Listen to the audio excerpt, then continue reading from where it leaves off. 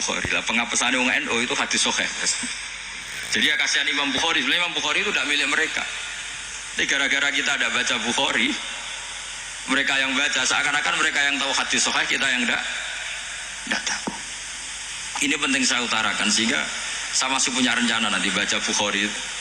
Karena ya supaya mereka tahu kalau Bukhari itu milik kita, tidak milik mereka atau milik semua orang Islam. Akhirnya apa yang terjadi sekarang?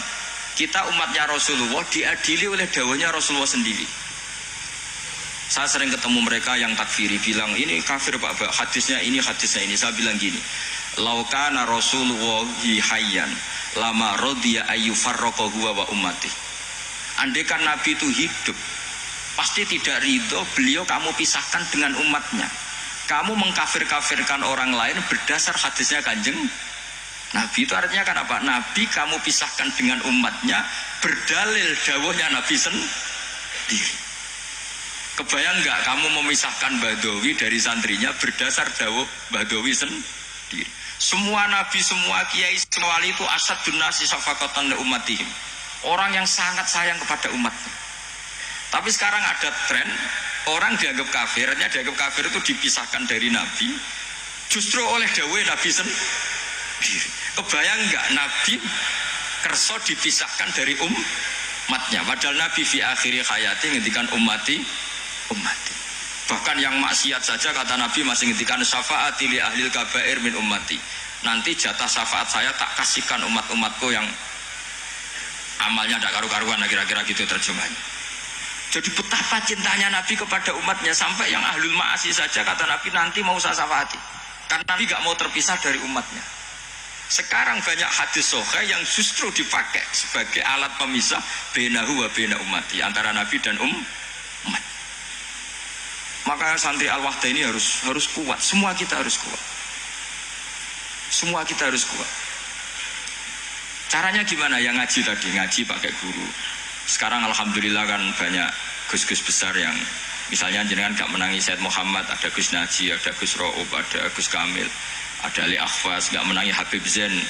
Gus Zaki dulu lama ngaji Habib Zain, gak menangi Said Romdon Al-Buti, banyak santrinya di Indonesia itu luar biasa. Gak ada ulama top internasional yang sanatnya gak ada di Indonesia. Misalnya gak sempat ngaji Habib Umar, banyak orang yang ngaji Habib Umar. Keluarga besar Solo, keluarga besar pondok-pondok banyak ngaji Habib Umar. Jadi Indonesia itu gampang sekali ngakses sanat-sanat kelas dunia. Apalagi Musnidul Alam itu juga orang Indonesia, Syekh Muhammad bin Isa Al-Fadani.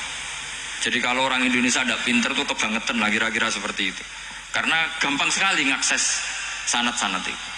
Tapi sanat ini pula yang mulai hilang dari pondok-pondok pesantren, jarang yang mau menekuni. Makanya saya ingin sekali bahwa sanat-sanat ini terus kita jaga. Karena setelah sanat ini terjaga, itu gampang sekali melogika kebenaran. Kayak saya berkali-kali bilang, masa orang kafir 70 tahun menjadi iman gara-gara la ilaha illallah, tapi kemudian kalimat yang sama menjadi kalimat kekafiran kalau kamu bacanya di kuburan. Jadi kalau orang NU tahlil itu kafir, jaluk kuburan. Itu kata Said Muhammad dulu kalau guyon masyhur itu. Mbok takok isik, dia ini jaluk kuburan apa malah ndongakno kuburan. Padahal doanya kan malah Allahumma ighfir lahu wa'afi wa'fu anhu. Justru kuburan ini yang didoain, tapi mereka lihat dari jauh karena begini dikira kita minta kuburan. Padahal hakikatnya kita mendoakan yang ada di kuburan. Ini secara teori penelitian sudah gagal. Wong neliti saja tidak mau, observasi saja nggak mau. Coba kalau mereka neliti, ternyata mendoakan yang ada di kuburan, bukan minta kuburan. Semua orang NU misalnya kalau ziarah doanya gimana? Allahumma ighfir li sayyighina, Allahumma ighfir li ummina, Allahumma ighfir li abina. Itu minta kuburan apa mendoakan mayit yang ada di kuburan?